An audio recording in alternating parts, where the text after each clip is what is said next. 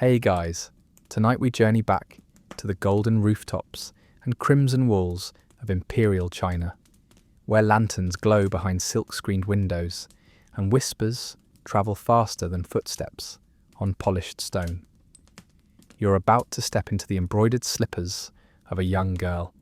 Yes, you, summoned from your quiet countryside life to become part of something vast, glittering, and far more dangerous than you ever imagined. The journey starts with an imperial decree, sealed with a dragon. You don't choose this fate, it chooses you. One morning, officials arrive at your family's modest home, their sleeves stiff with embroidery, their faces unreadable. Your mother weeps quietly into her sleeve. Your father bows stiffly, jaw tight. You're barely 16, maybe younger. You're told to be grateful, flattered even. You've been chosen to serve the Son of Heaven. You'll be dressed in silk, they say. You'll live in the palace. What they don't mention is, you probably won't survive this.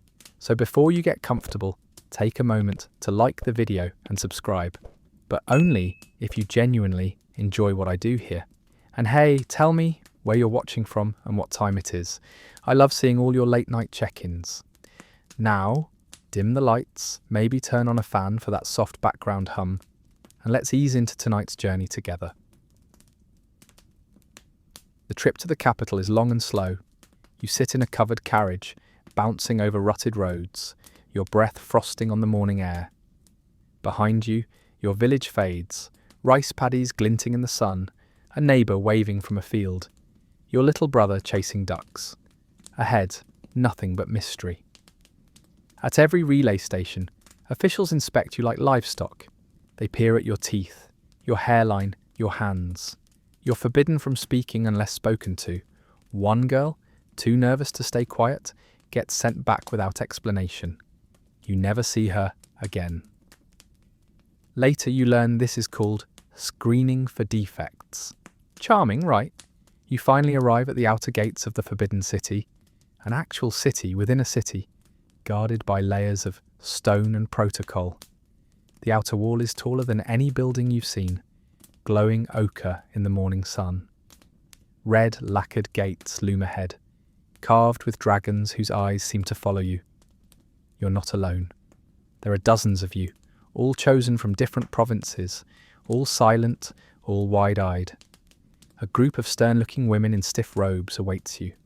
These are the Gong Nu, palace instructors, and from the second they lay eyes on you, you belong to them.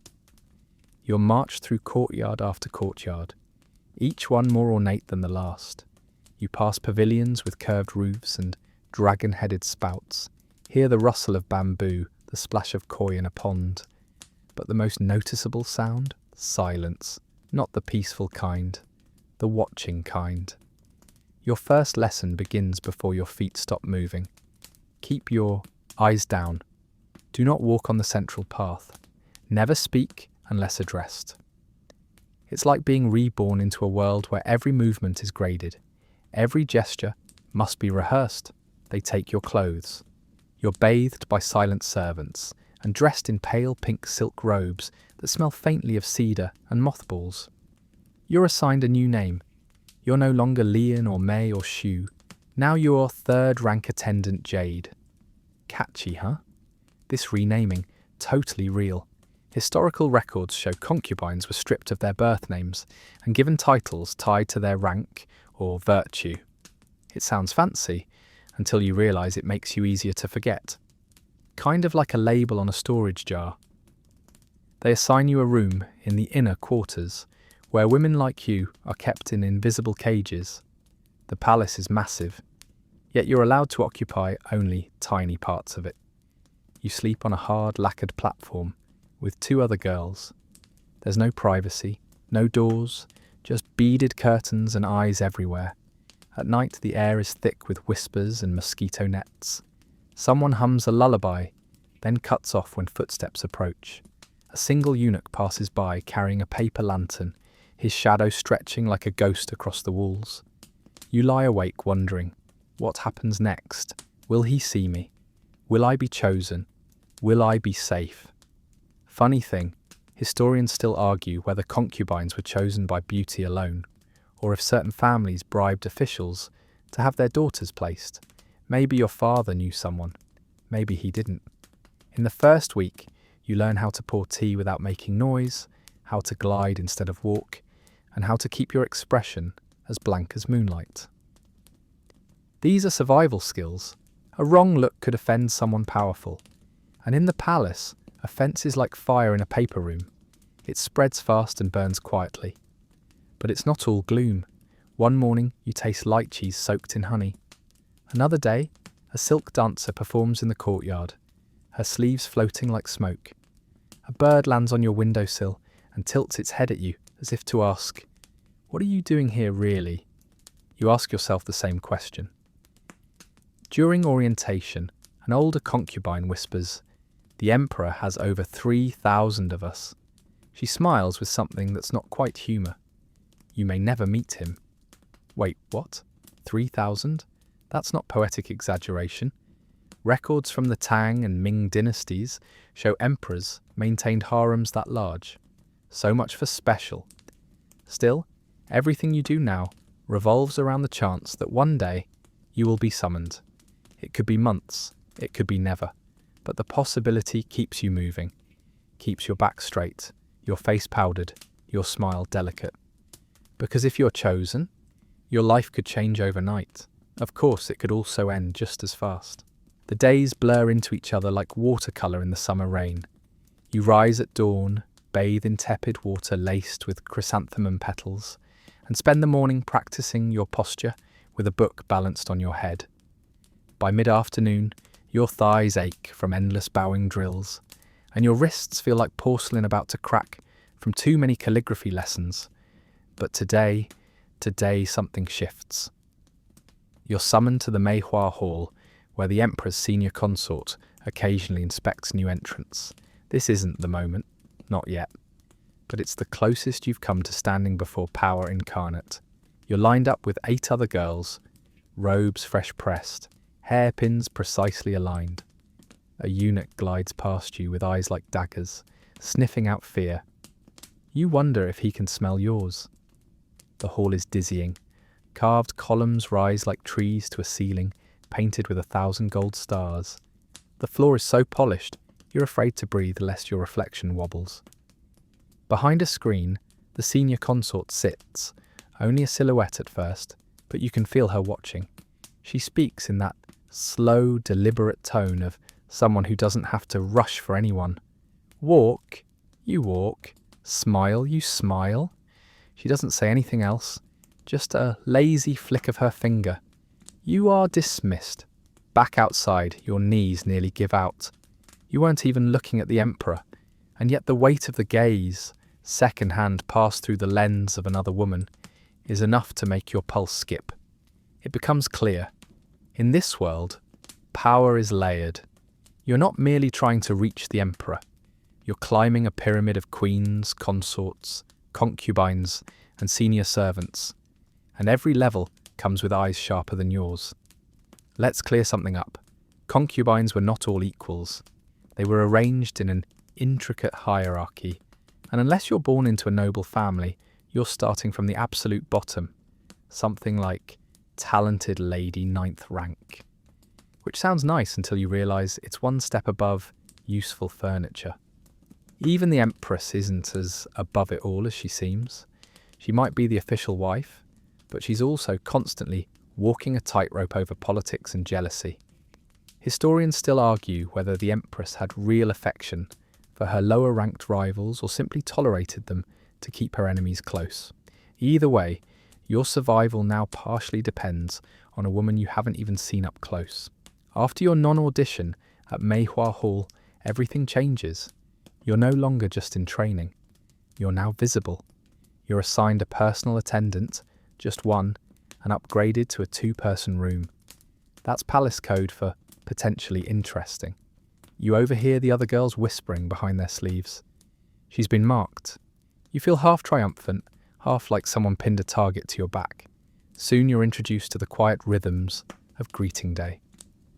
It's a weekly ritual where concubines of your rank assemble to offer respects to higher-ranking women. You kneel, you bow, you smile, then you back away like you're made of spun sugar. The senior women evaluate you silently. They're always seated higher, usually sipping jasmine tea, fingers heavy with jade. Their glances are tiny judgments. One smile might mean, interesting. A twitch could be, not a threat. A yawn, you're already forgotten. One morning you spot a girl being helped out of the greeting room, her face pale, her lips split. You ask your attendant what happened. She just murmurs, "She looked the Empress Dowager in the eye." Oops, you start keeping your head low and your movements measured. There's no room for accident here. But amid the fear, the surreal beauty of palace life begins to tug at you. There are peacocks in the gardens, strutting like they own the dynasty. Candied lotus roots served on silver trays. Musicians playing guzheng beneath weeping willows. You watch a dance performed with feathered fans so delicate it looks like snow falling indoors. You might be trapped, but the gilded bars are breathtaking. And here's a quirky bit you learn from your attendant. Some of the senior consorts use crushed pearls mixed with vinegar as face masks. Supposedly, it makes the skin glow like moonlight. Others dab their faces with powdered deer antler to stay youthful. One even applies mashed silkworms behind her ears. You try not to think about it during dinner. There's no shortage of strange beliefs. One concubine swears drinking chrysanthemum tea while standing under moonlight boosts your fertility. Another sleeps with a jade egg tucked under her tongue. No one knows why. She's too important to ask. Still, you play along. You memorize the obscure palace customs. Never sit before someone else does. Never speak louder than the rustling of robes, and never, ever say the word death. That one's just bad luck. You also start to notice who talks to whom, which eunuchs linger longer than necessary, which concubines exchange glances during meal service. Alliances are forming around you, like frost on glass, silent, spreading, and beautiful in a dangerous way. There's gossip, of course, so much gossip. One girl is rumoured to have fainted on purpose, just to fall into a visiting prince's arms. Another supposedly sang so well during tea ceremony that the emperor requested her. Twice. But rumours are double-edged. One wrong story can poison a reputation. You stay silent and learn. By now you've understood the unspoken rule of palace life. It's not just about being beautiful. It's about being seen as useful, clever, rare. You're not competing for love, you're competing for proximity to power. A warm glance from the emperor can elevate you to lady of splendour. A cold one can exile you to silent embroidery duties for the next decade. And yet, you stay. You participate. You practice your guzheng. You perfect your posture. And every time you pass a mirror, you check that your face looks serene. Because someday, maybe soon, the emperor might notice you. And you need to be ready. Your first official appearance in front of the inner court isn't marked by trumpets or red carpets. It's marked by an extra scoop of rice at breakfast and a robe that's half a shade richer than your usual. Still pale, still pink, but now with embroidered butterflies. Your attendant says it's a gentle promotion. You say it's a polite invitation to chaos. That morning, you're summoned to the orchid pavilion for etiquette recitation and tea placement. Sounds innocent enough, but everyone knows it's a thinly veiled screening event, an informal audition for someone's favour. Which someone? That's the game. You rehearse the proper angles, wrist tilt, eye dip, breath pacing. Even your silence must be poised. One syllable too loud, and you're labelled uncouth. 1 second of hesitation, and you're mentally unfit for elevation. And trust me, once you earn that tag, you're as good as background furniture. By the time you arrive, your palms are already sweating. There on the jade-floored terrace, 5 of you kneel in perfect alignment. Above, the sky's a clean blue stretch of silk. Nearby, a bamboo fountain taps its rhythmic tok tok tok, the soundtrack of your new life. senior consort, and sits cross-legged, a serene smile floating just beneath her gaze. She's rumoured to be the Emperor's current favourite. She's also rumoured to have had 3 rivals demoted using only a flute performance and a broken hairpin. Both rumours are terrifyingly believable. She lifts her teacup and gestures. Pour, your turn. You glide forward, right knee first, bowl in left hand, elbow soft. Not a single drop spills as the tea flows into the porcelain cup. She raises an eyebrow, a faint nod. You've passed, for today. Later, your attendant whispers that Consort Tian commented on your delicate hands and modest presence. That's palace code for worth a second glance. You smile, but not too widely. A wide smile means ambition, and ambition at your level is suicidal. You're now in the whirlpool. No longer just one of the faceless hopefuls. You're a named face with a whisper of a reputation, which means it's time for phase 2. Unlearning everything you thought made you interesting. That funny laugh of yours? Gone. Your rural accent? Sanded smooths with poetry recitation? Your habit of asking questions? Let's just say curiosity gets you sent back to embroidery lessons. For a week, with needles the width of a mosquito leg, you're given new robes, darker silk, deeper embroidery, and a tiny golden clasp shaped like a plum blossom. It seems trivial, but not here. In this world, colour is rank. And accessories? Those are loudspeakers. One misplaced sash can offend a dowager. One too bold shade, and you're accused of trying to upshine a senior? Still, there are benefits. Your meals improve, slightly. Steamed river fish instead of boiled tofu. 2 lychees, not 1. And you're allowed into more refined areas of the palace. You even spot the Emperor once, from a great distance, his figure framed by incense smoke. He's taller than you expected, more human, and somehow that makes him scarier. You begin hearing phrases like favoured company and evening selections.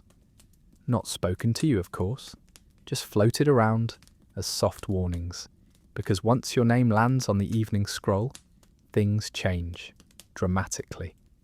But before that can happen, you must pass the most grueling test of all, Imperial Conduct Inspection. This charming tradition involves senior palace officials scrutinising everything about you.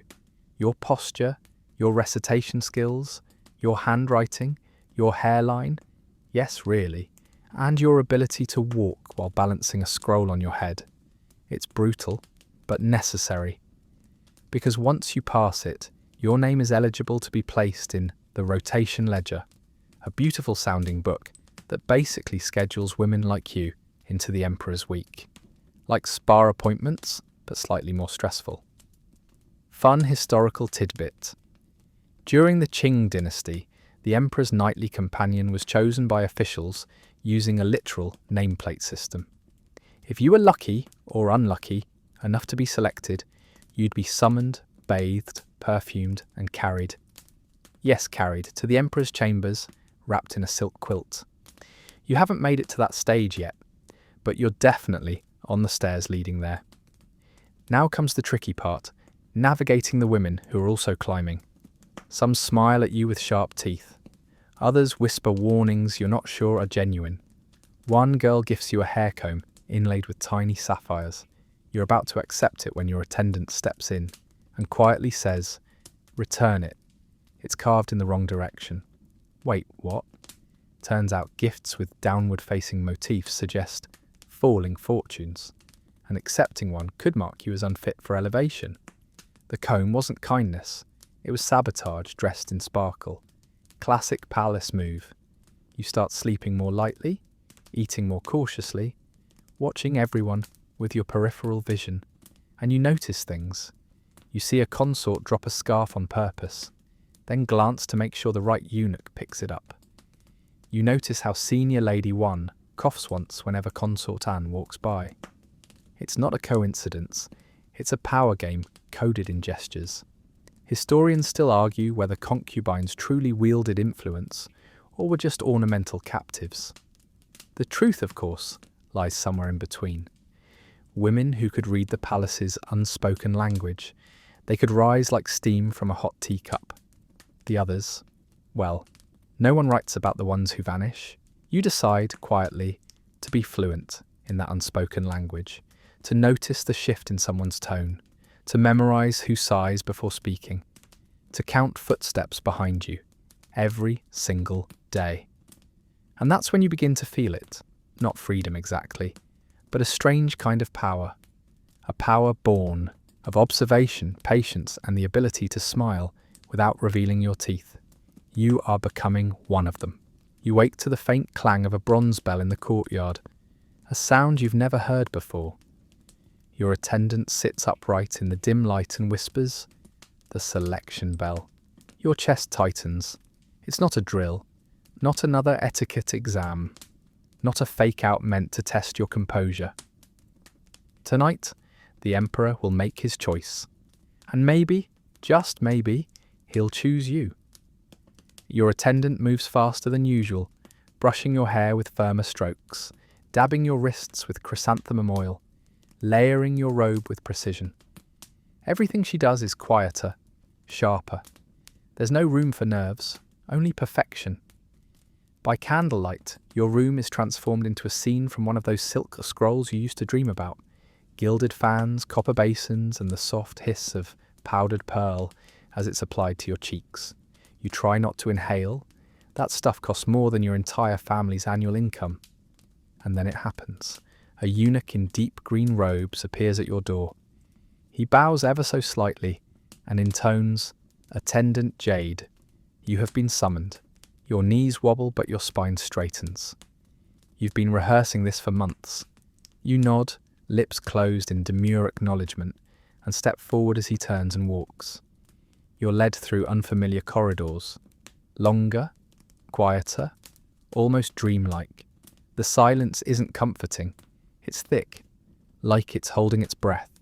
At one point, you pass through a courtyard, paved with black tiles that glimmer under the moonlight. You're not allowed to look around, but you do, just once, and see a pair of golden lion statues flanking a gate. They look like they're about to growl. Finally, you arrive. The Emperor's residence, Yangtze Hall.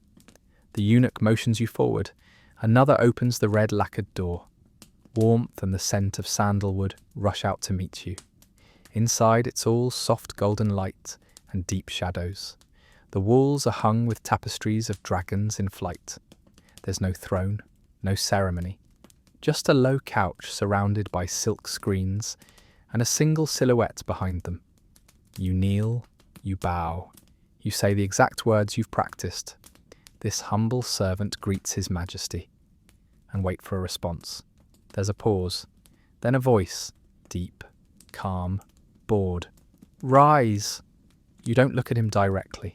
You keep your gaze low, just as you were taught. You offer tea, the cup trembling slightly in your hand. He takes it. He asks you a question, something meaningless. Where you're from, what you like to paint. You answer softly, carefully, editing every syllable in real time. Then silence again. Eventually, you're dismissed. Just like that. Back in your quarters, the silence is even louder than before. Your attendant doesn't ask what happened. She only hands you a warm cloth to wipe your hands and helps you remove your robe with a kind of reverent detachment. You weren't chosen for the night. Not really. You were examined. And honestly, you're relieved. Because you've heard the stories. Girls who are chosen too quickly sometimes fall just as fast. Better to rise like incense, slow and sweet, than shoot like fireworks, and burn out before the year ends.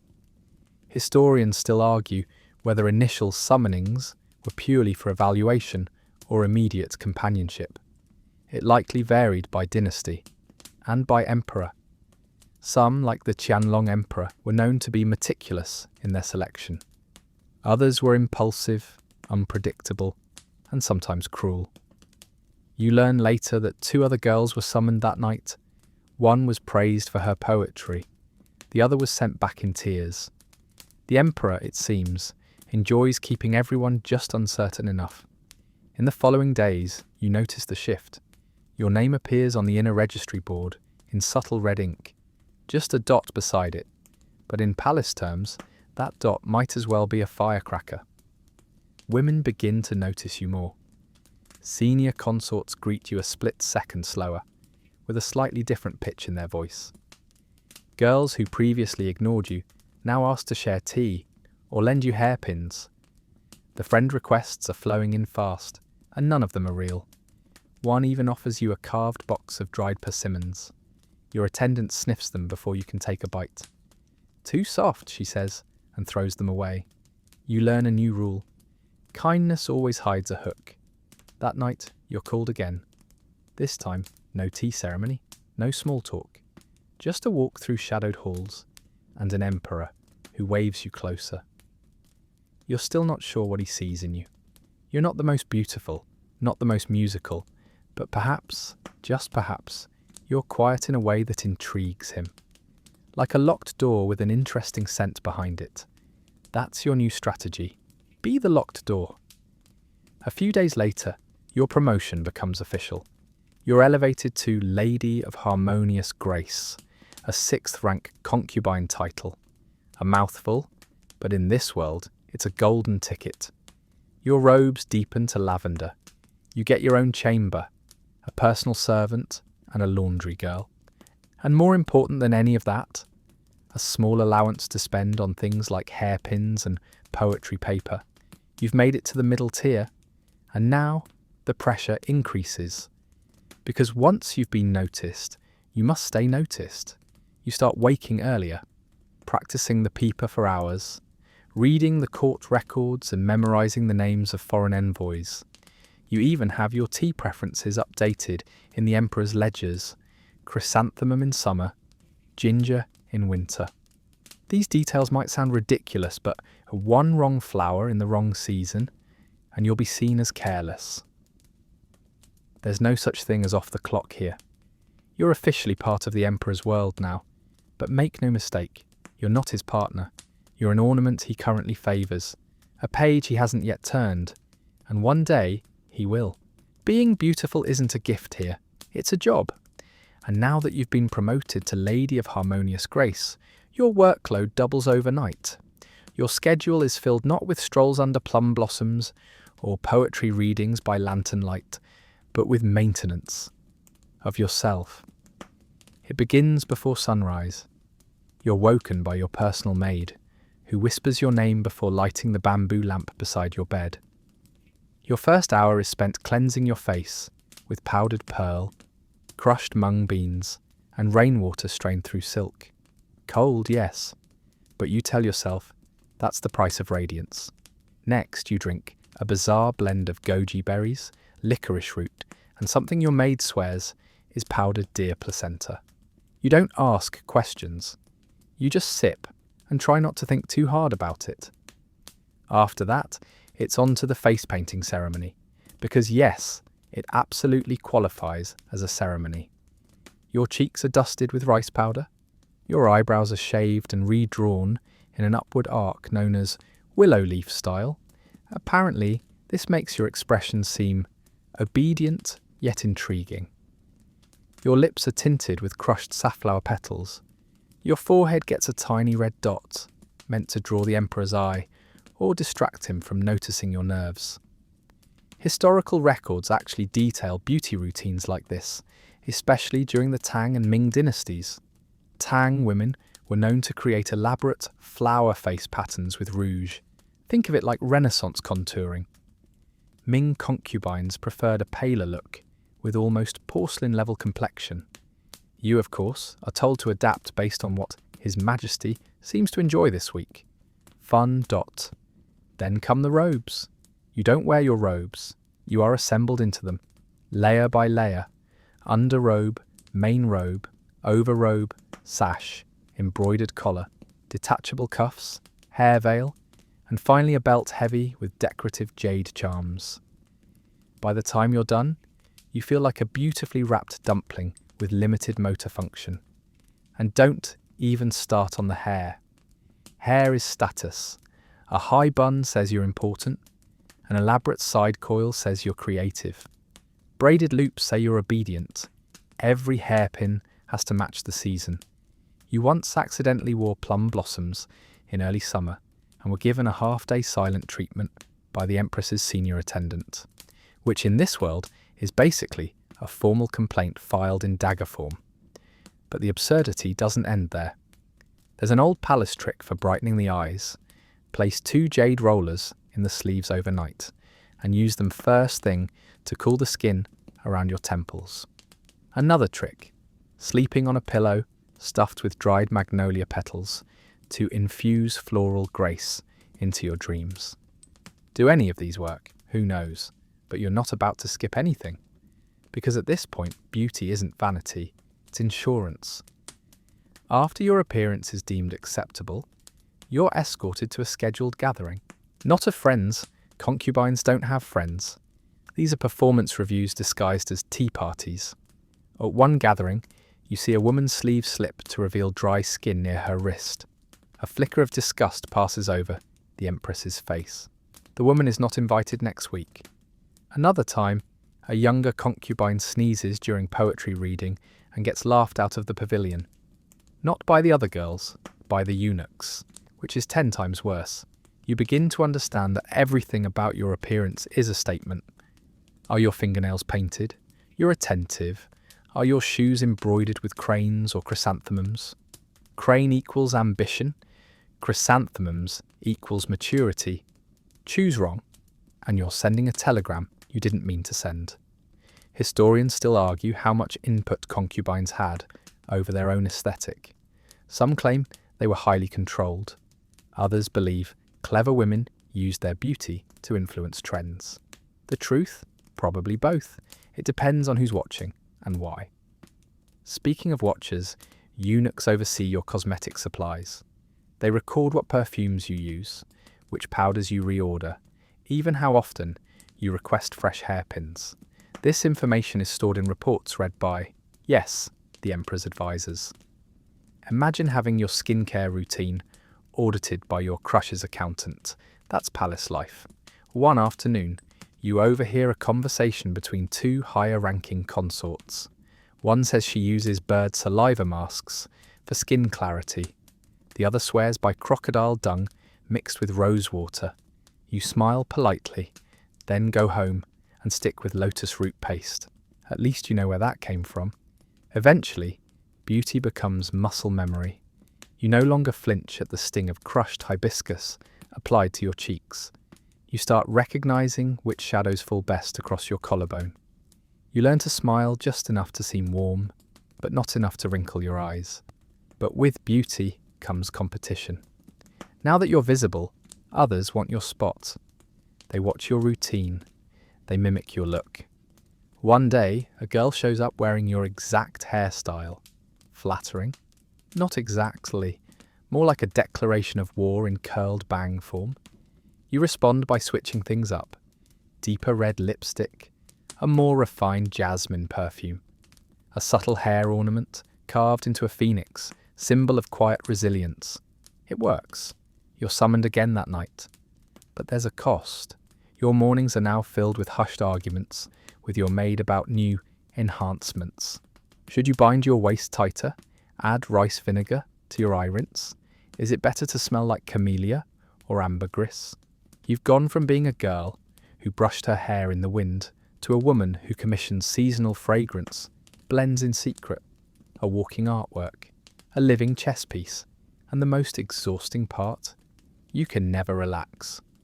The one time you allow your bangs to fall slightly over your brow, a visiting concubine remarks, "Lady Harmonious must be tired." That comment follows you for a week. You don't know if the Emperor even notices your makeup or your scented sleeves. He may just enjoy the illusion that everything around him is perfect. But you've learned that illusion matters more than truth in these walls, so you keep painting your face, perfuming your skin, and balancing like a swan on a frozen lake. Because if beauty is the only language the palace understands, then you're determined to speak it fluently. You no longer flinch when people bow as you pass. That's how you know something's changed. Not in them, in you. The first time a girl in pale green kneels a little too slowly in your presence, your maid notices. She's testing your reaction, she says, adjusting your sleeve as if she's not talking about political sabotage. Smile. But don't bow back. You smile. Behind the fan you hold near your cheek, you're smirking a little. This is the inner court now, and everything is strategy. You've been promoted, recognised, summoned. Not often, but enough. And with that faint scent of favour still clinging to your robes, the real games begin. At first glance, the inner quarters look calm. Graceful women stroll beneath flowering pear trees. Koi shimmer in quiet ponds. The air smells of incense and plum blossoms. But look again, and you'll see it's all theatre. That pretty girl feeding the doves, she's actually counting how many times the Emperor walked past your courtyard this week. The woman offering to braid your hair, she's slipping a needle-thin blade of gossip between compliments. You've entered the stage of your concubine career, known unofficially as the War of Smiles. It's all subtext, all choreography. A perfectly timed curtsy can convey submission. A slow sip of tea during another woman's joke, that's subtle disrespect. You learn to weaponize your silence and armor your glances. And the stakes are high. Everyone wants what you've tasted. Attention, a raised title, a whisper of affection that could someday mean protection, or even a child. And for every one of you that rises, another must fall. The palace doesn't make room for everyone. It makes room for favourites, and favourites are built atop the discarded ambitions of others. You start to observe the older women more closely, the seasoned consorts. They've survived not because they were the most beautiful, but because they mastered the art of invisibility. They smile at everyone and ally with no one. They serve as quiet warnings to the rest of you. Longevity often means silence. One of them, Lady Wu, once had her name spoken more often than the Empress's. Now she only speaks when spoken to. Her courtyard is always swept, her lanterns always lit. But no visitors come. Historians still debate whether palace rivalries were exaggerated in court novels or grounded in reality. Some records paint a picture of harmonious coexistence, but others, like the infamous Genfei incident, hint at brutal eliminations, poisonings, and quiet banishments. One thing's certain, nobody forgets who won, or how. You soon learn about the most dangerous days. Flower viewing ceremonies. These events are supposed to be simple, seasonal gatherings, an excuse to drink plum wine and recite poems under cherry blossoms. But in practice, they're public scorecards. The Emperor attends, so do his advisors, and everyone watches who he talks to, who he laughs with, who he touches. At your first ceremony, you wear pale violet and carry a fan painted with cranes, symbol of grace. Strategic, of course. The Emperor makes eye contact with you 3 times. Not enough to raise eyebrows, but enough to spark whispers. A week later, a lower-ranked consort accidentally spills tea on your robe. She cries, she apologises. She's so clumsy. But the timing is suspicious. Right after your name appears again on the Emperor's scroll, right after you're seen in conversation with the Empress Dowager's chief attendant. You say nothing. You change robes. You let her think she's won. 2 weeks later, she's reassigned to the outer gardens. That's how it works. The game is slow, subtle, and relentless. Your own attendants begin to change their behaviour. They grow more careful. One of them, Gia, starts sleeping near your room instead of in the servants' quarters. There are more eyes now, she says quietly. We must look calm, even when we aren't. And yes, there are eyes, the other concubines, the eunuchs, even the gardeners. You once joked that the koi probably report your every move. No one laughs. You begin keeping a mental map of allegiances, which consorts dine near each other, which ones never speak, which ones always seem to leave events together. You start to see how little things, an invitation to share tea, a borrowed poetry scroll, can ripple out into full-blown alliances, or vendettas, quirky palace tidbit. One popular tool for gossip delivery is the guzheng, a stringed instrument. Concubines pluck certain musical phrases that double as coded messages. A particular trill might mean summoned again, a fluttering arpeggio, falling from favour. It's like musical Twitter, but more lethal. You start practicing the guzheng more, not because you love music, but because it's another layer of communication, one you can control. And then there are the gifts. A fan embroidered with peonies arrives one morning. No note, just a quiet delivery. Your attendant frowns. Peonies, she says, mean wealth and status. Someone's either honouring you or mocking you. You leave the fan untouched for a week. Eventually, the sender reveals herself. Lady Chin, high-ranking, politically connected. She approaches you during a moon festival and says, "I admire your restraint." Most girls would have displayed the fan immediately. You smile. "I only display things once I understand them." The reply earns you a soft chuckle and an invitation to her tea gathering. This is how you start threading your web. One compliment here, one shared glance there. Always small, always deniable. You don't trust anyone, but you acknowledge usefulness. That's the new currency. Some nights, you lie awake and count the ways this world has reshaped you. You used to giggle in the garden. Now you can interpret 10 different meanings behind the way someone adjusts her hairpin. And when you catch your own reflection in the polished bronze mirror, you're not sure what you see. Still beautiful, still poised, but now calculating.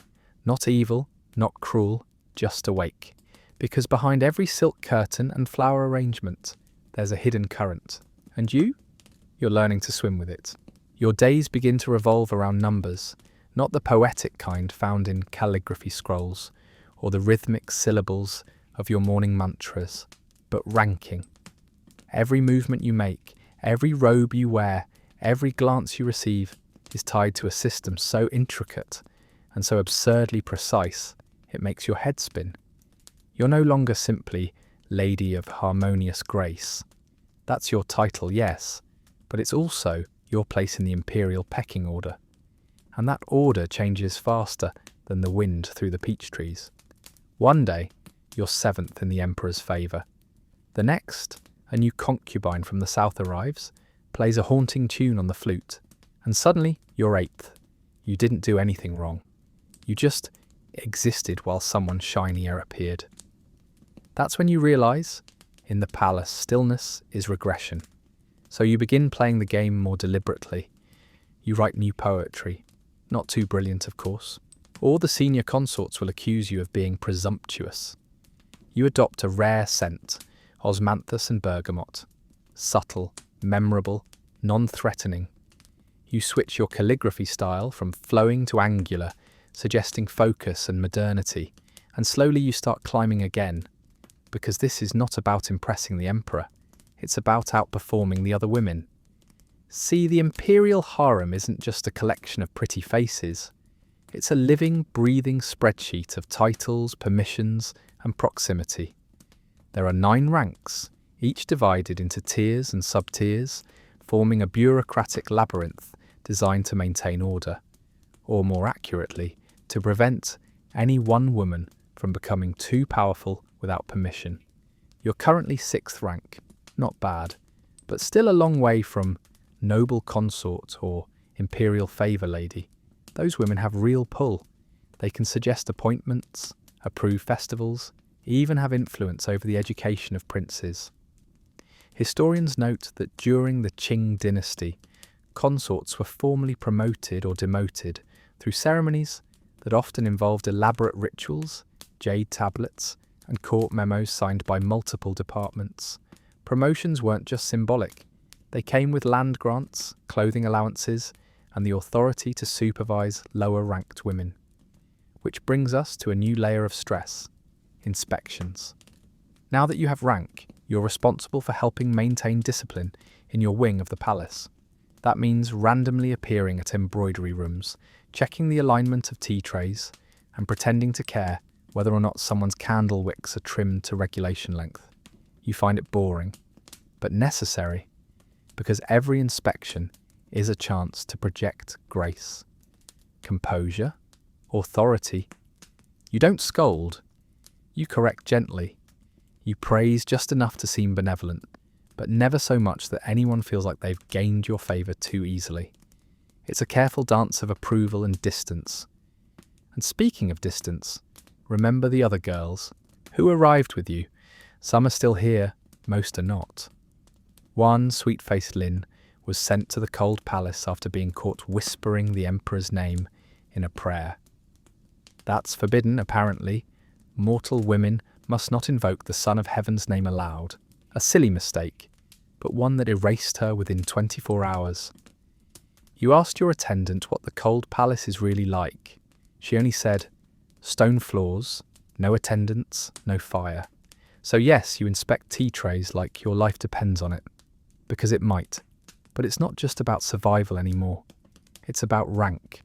Because with rank comes perks. You now have priority in choosing bath times. You're permitted to walk under covered corridors when it rains. You receive larger fruit portions at banquets.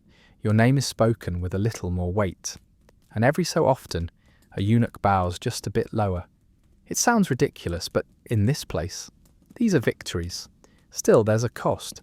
The more you rise, the more visible you become. And visibility attracts opinions. She's too quiet to be trustworthy, someone whispers. I heard she asks her maid to taste her food, another says. She doesn't even play the peeper anymore. You hear it all, sometimes directly, sometimes in echoes through your attendant's cryptic updates. You learn to adopt the sacred art of selective indifference. Smile at gossip, blink slowly when slander flies. Never respond emotionally, unless the emotion has been carefully rehearsed for maximum effect. One day, the Emperor walks past your garden, doesn't stop, doesn't glance in. But that night, he requests lotus soup, your signature offering. A coincidence? You don't believe in coincidences anymore. You send a scroll of thanks, not to him, of course, but to the eunuch who delivered the order. A scroll that subtly includes a poem about the fragrance of familiarity.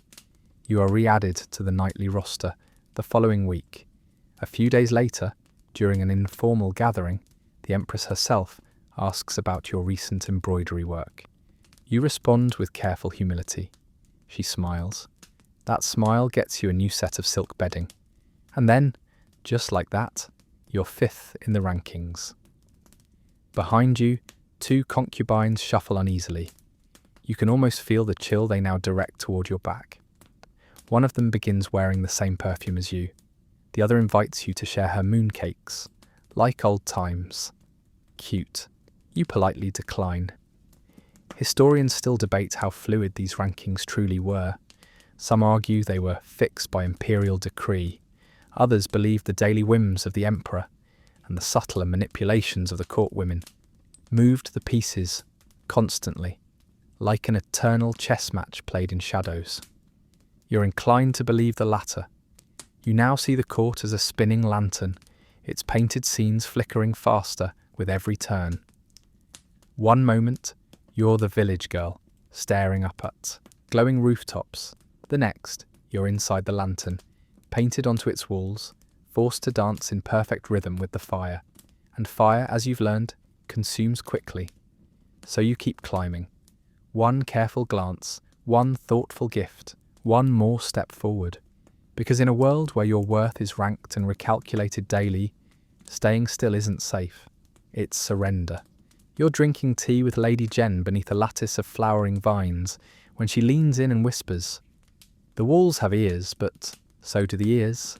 You nod, smile politely, and laugh like she's making a joke. You're not sure if she is, that's the problem, because by now you've learned the most exhausting part of palace life isn't the rules, it's the people. You're surrounded by them, dressed in layers of silk and secrets, painted faces, soft voices, hard eyes. These women, they know how to smile with half their face. They compliment you in ways that make your skin crawl. Your hair is so simple today, such elegance in restraint. Translation, you look underdressed. And the worst part, You have to do it too. You need allies, even if they're fake, especially if they're fake. Take Lady Chow, for instance. She's only one rank below you, but she treats you like you're her superior, offers to carry your scrolls, laughs at your jokes before you finish them, leaves little gifts outside your room, a peach blossom, a carved comb, a sachet of sandalwood. You know she's watching you, trying to learn your habits, probably has a running tally of which days you're summoned and which days you aren't. But you accept her gifts, you dine with her once a week, you let her think you trust her, because sometimes a frenemy is safer than a friend. Real friends? Those are dangerous. You had one once, Lian. You arrived together, trained together, whispered in the dark about what you'd do if you ever made it to the top. Now she doesn't look you in the eye. She's been reassigned to the fragrance pavilion. Beautiful, remote, and socially irrelevant. You asked why. Your attendant only murmured. She got too close to someone above her station. That's the game. Everyone is playing a part. Some are scheming, some are surviving. A few are still pretending this is all poetry and incense, but not you. You watch everything now. You know which attendants pass notes folded into tea napkins, which courtyards are safe for private conversations, which girls always seem to appear when someone else is in trouble. Your own servant, Gia, has started leaving coins on your windowsill in specific positions. 3 in a triangle means you're being watched. 4 in a line means someone asked about you. 5 stacked, don't speak. You trust Gia, mostly, but not enough to speak freely. No one can afford full honesty here. Historians often describe the palace as a place of female oppression, and they're not wrong. But what they sometimes forget to mention is the subtle agency hidden in the silence. These women, they're not passive, they're strategic. They weaponize charm, they wield gossip like daggers, and sometimes they form alliances, real ones. One afternoon, you find yourself seated next to Senior Lady Bai. She's older, rarely speaks, and walks like someone who's outlived her enemies. She offers you a plum, you accept. She smiles, and for a moment, there's no subtext, just fruit. Then she says, "You walk like someone who doesn't trust the floor." You blink. She adds, "That's good." Later, you find a folded note under your teacup. Come to the pavilion of Hollow Moon, during the hour of the dog. Bring nothing. Say less. You do. It's not a trap. It's a small circle. 4 women. All high enough to matter. None high enough to be threats. They share quiet information, safe servants, recent demotions, who cried during the last audience. They don't ask for promises. They don't share their real thoughts, but they share. It's a start, a web, not safety, but insulation. Over the next few weeks, you see the difference. You hear Lady Chow's name in gossip reports, something about a hairpin too similar to the Empress's, but she's untouched. One of the Hollow Moon women? She's now managing the tea imports, giving her access to information about which consorts receive which blends. You're offered the post of Second Mistress of Garden Arrangement. Ridiculous title, yes, but it grants you influence over festival aesthetics. A subtle role, yet immensely useful for making sure you're seen in the right settings. Visibility, after all, is a currency, and you're learning to spend it wisely. At a banquet, you seat yourself beside a visiting princess from the west. You speak just enough to seem curious, not enough to seem ambitious. The Empress notices. Later that week, you're sent a robe in her house colours. At another event, you compliment a lower-ranked girl's embroidery, just loud enough for a senior eunuch to overhear. He reports your gracious nature to the court supervisor. Small moves, quiet waves. One day, you overhear your name being whispered in the bathhouse. She doesn't talk much. That's why she's still around. You almost laugh, but you don't, because you're still not safe. You may have allies now, yes, but you also have more eyes on you than ever. One wrong word, one misinterpreted glance, one favour granted too publicly, and you'll find yourself isolated, repainted as a threat. Remember that crocodile dung face mask we mentioned earlier? You hear someone try to lace one with irritants to ruin another concubine's appearance. She wore it during a moon viewing banquet. Her face broke out. She cried. The emperor noticed. She hasn't been seen since. So yes, you trust no one, but you use everyone. And in doing so, you become something new. Not cruel, not kind, just strategic, polished, untouchable. You're no longer playing the game of survival. You're playing the game of influence, and you're getting good at it. You only see her once, but it's enough. The Empress, the woman who holds the Empire's most coveted female title, and makes it look effortless. Regal in embroidered phoenix silk, face as still as moonlight on a lake, she passes through the inner courtyard with a small entourage of maids and eunuchs. You, along with a dozen other ranked women, bow low to the stone floor, foreheads grazing the cool surface. She does not stop. She does not speak, but somehow her presence presses down like a boulder wrapped in silk. And in that moment, you understand something no one ever taught you in the training halls. You don't fear the emperor, you fear her, because the emperor may choose you, but the empress can unchoose you, quietly, completely, with a flick of her sleeve. You're reminded, gently, just how much her shadow stretches. The empress doesn't need to raise her voice or play palace games. She is the game. Everyone else, pieces. That afternoon, your maid tells you not to wear red during the upcoming lantern ceremony. It's the empress's preferred colour this month. She doesn't say who gave her this information. She doesn't need to. You wear pale blue. Several other concubines do not, the empress notices. 3 days later, 2 of them are reassigned to the outer wing. One suddenly falls ill. You make a note. Red is dangerous. Historians still argue how much direct control empresses had over the imperial harem. Some say they were figureheads.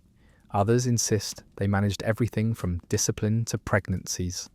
In truth, it likely varied from reign to reign. But one constant, no one survived long by crossing her, and yet she's not cruel, at least not obviously.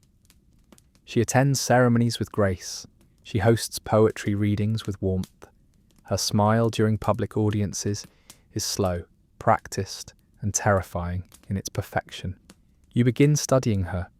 You note how she never rushes, how her voice remains level no matter the question, how she always defers praise to the emperor, while somehow still maintaining total control. It's an art form, and one day you're summoned to stand in her presence. No warning, no context, just a simple message delivered by a eunuch. Lady of Harmonious Grace is requested by Her Majesty. Your heart practically knocks against your ribs. You dress like you're assembling a defence, pale silk, low bun, a hairpin shaped like a lotus, symbol of humility. No perfume, just a whisper of rosewater in your sleeves. Your maid ties your sash twice before getting it straight. Her hands are trembling. So are yours. You're escorted through 4 gates, 2 gardens, and a hallway lined with carved screens until you reach the Phoenix Pavilion. You kneel. The Empress sits across from you, hands resting gently on her lap, eyes unreadable, her voice is smooth as lacquer. Lady Jade, she says, using your title as if it were a borrowed cloak. We haven't spoken directly. You lower your eyes. This humble servant is honoured, Your Majesty. She studies you for a long moment. I hear you've been composing again. Your verses on winter chrysanthemums are making the rounds. You hadn't realised the verses were being shared. I'm flattered they were worthy of attention, you say carefully. She sips her tea, a pause. You carry yourself well, she says at last. There are many who confuse cleverness with virtue. You don't strike me as one of them. You don't know if it's a compliment or a warning, so you do what every concubine must do when treading near power. You disappear into grace. I only hope to serve in accordance with my station. The Empress smiles, slightly. Then she dismisses you.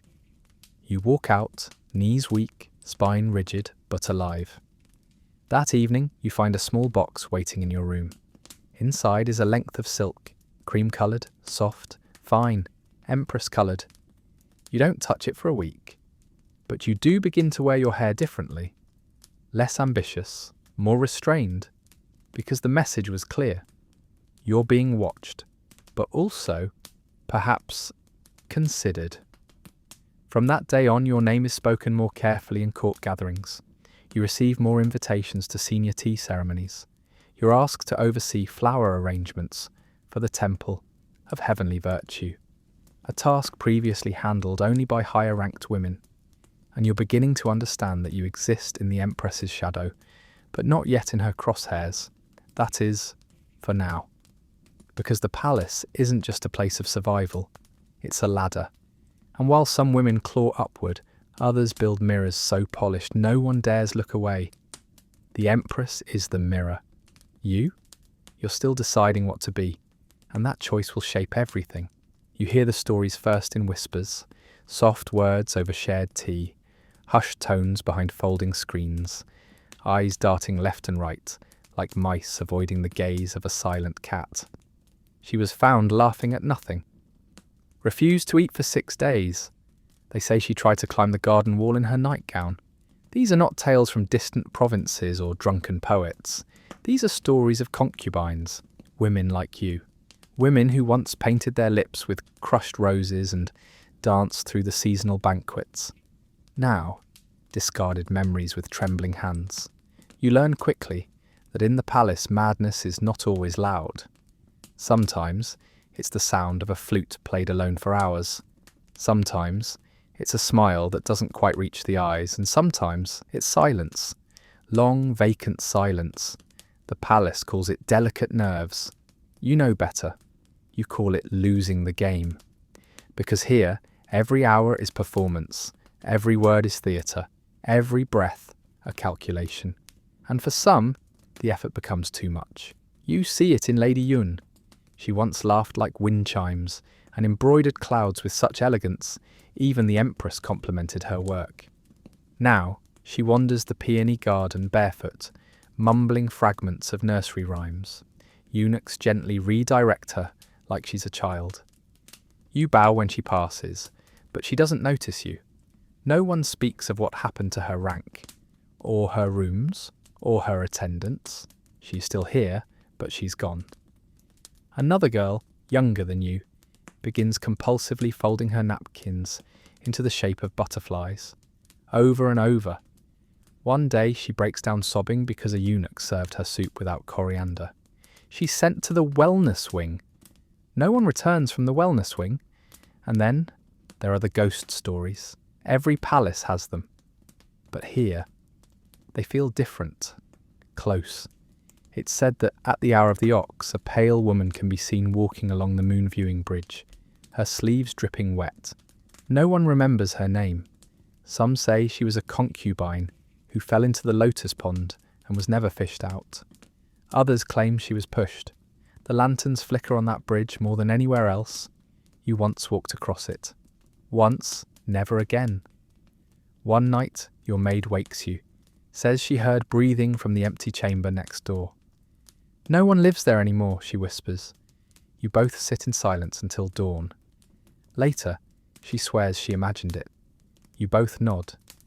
But no one sleeps that night. These tales aren't recorded in scrolls.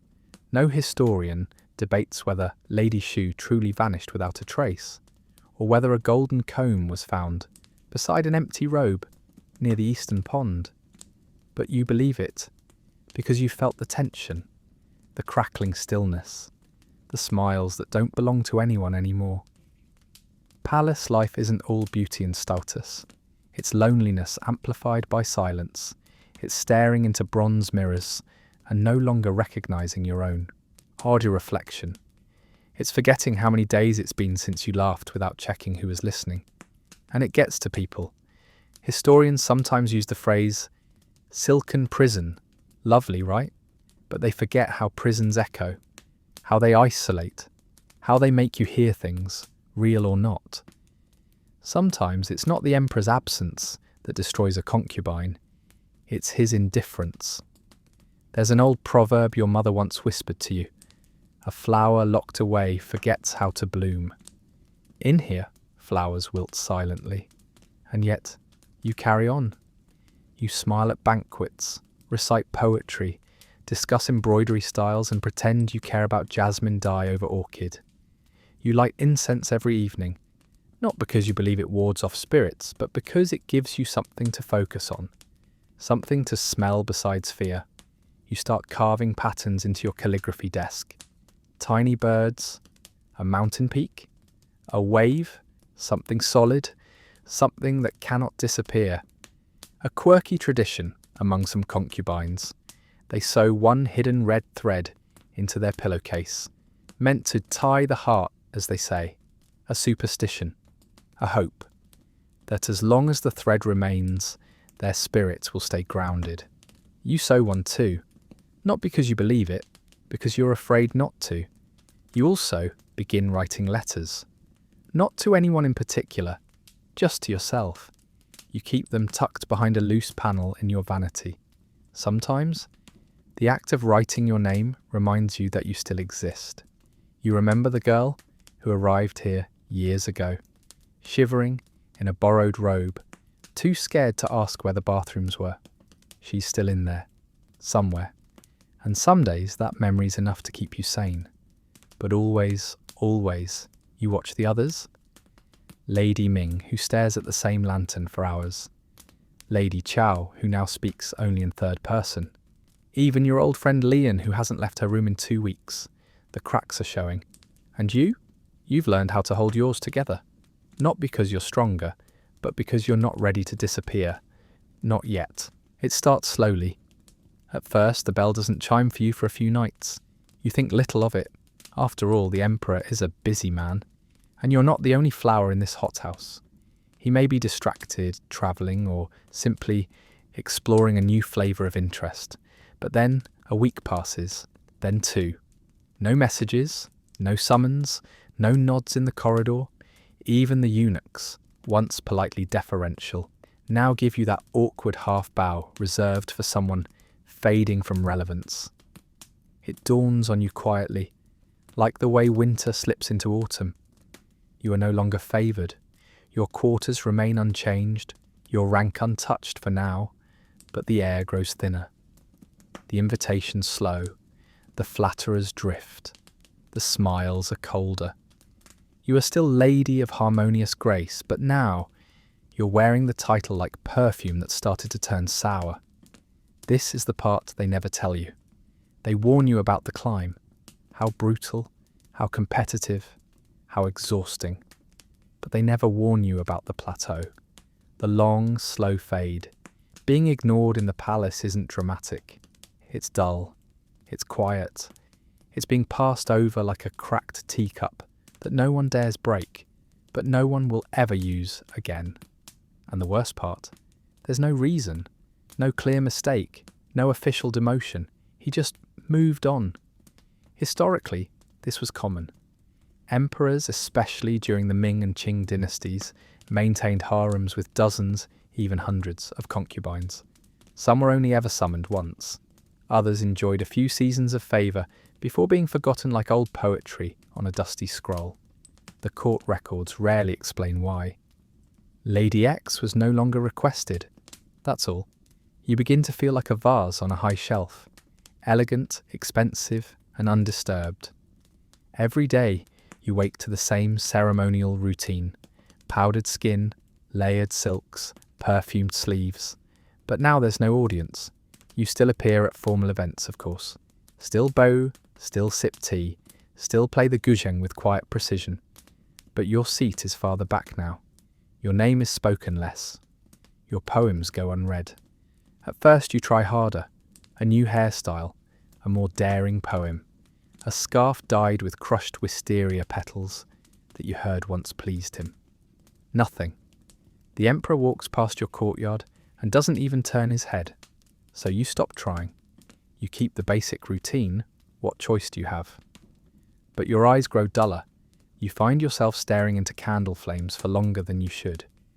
You no longer worry if your red sash is tied at the exact ceremonial length. You're not the only one either.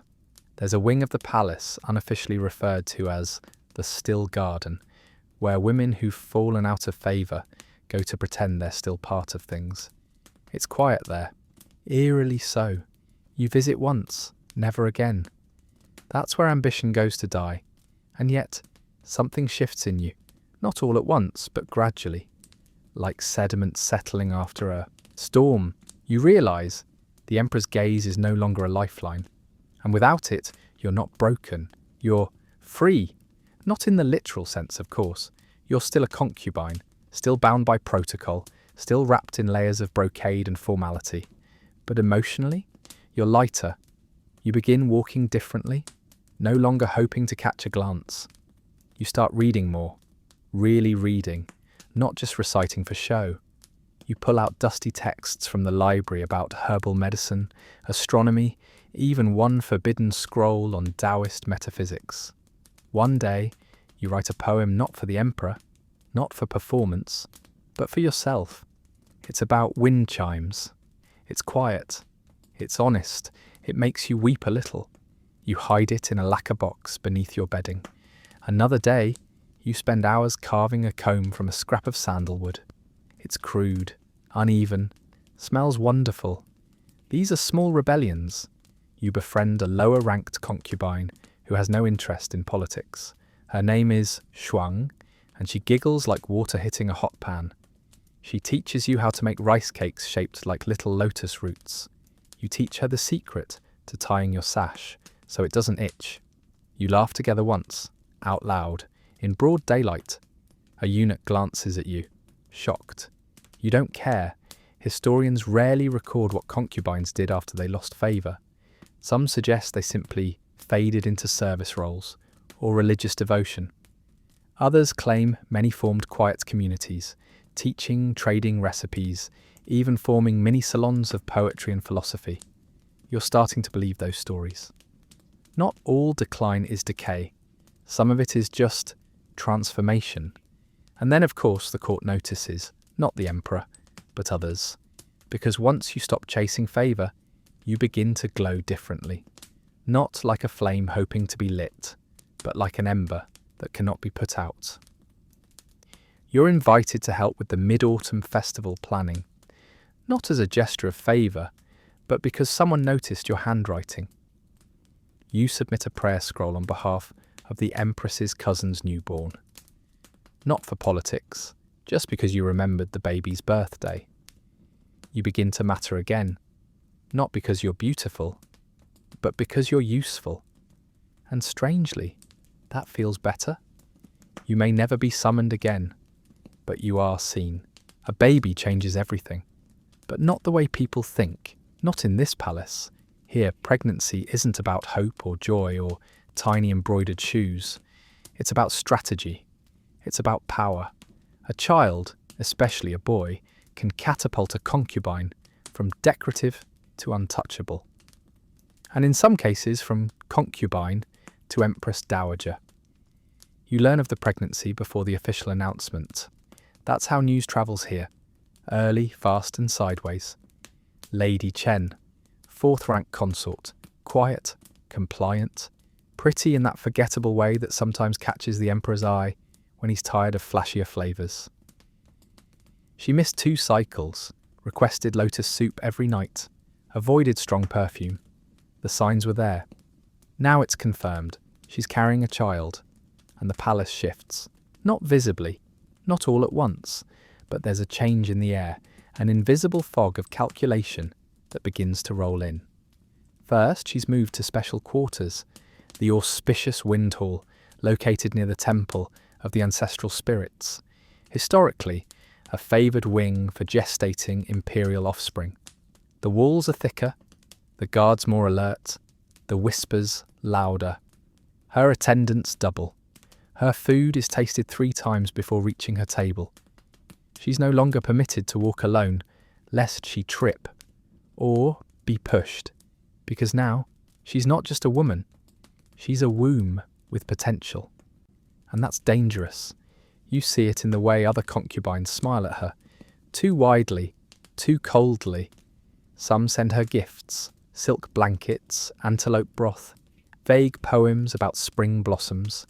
One sends her a necklace made of red coral, a known symbol for protection against miscarriage. So thoughtful, so conspicuously pointed. Even the Empress pays her a visit. Just once. No one knows what was said. But Lady Chen wept afterward, and a week later, 2 of her closest attendants were replaced. Historians still debate how much control empresses exercised over pregnant concubines. Some records suggest they offered support. Others suggest they intervened harshly if a pregnancy threatened their son's claim. No one dares speak such things aloud, but you've seen enough to understand. A child is a chess move with blood in its veins. You begin noticing new security measures. Lanterns outside her quarters now burn all night. Her water comes from a special well, drawn only by 2 eunuchs known for their silence. A healer checks her pulse daily, records it in triplicate, and never makes eye contact. One evening, you're assigned to help oversee the floral arrangements for the approaching Lantern Festival. You're instructed to include chrysanthemums, Lady Chen's favourite. A few days later, she falls ill. Not dangerously so, but enough to skip a banquet. Enough for her name to disappear briefly from the daily briefings. She recovers, but now she walks slower, smiles less.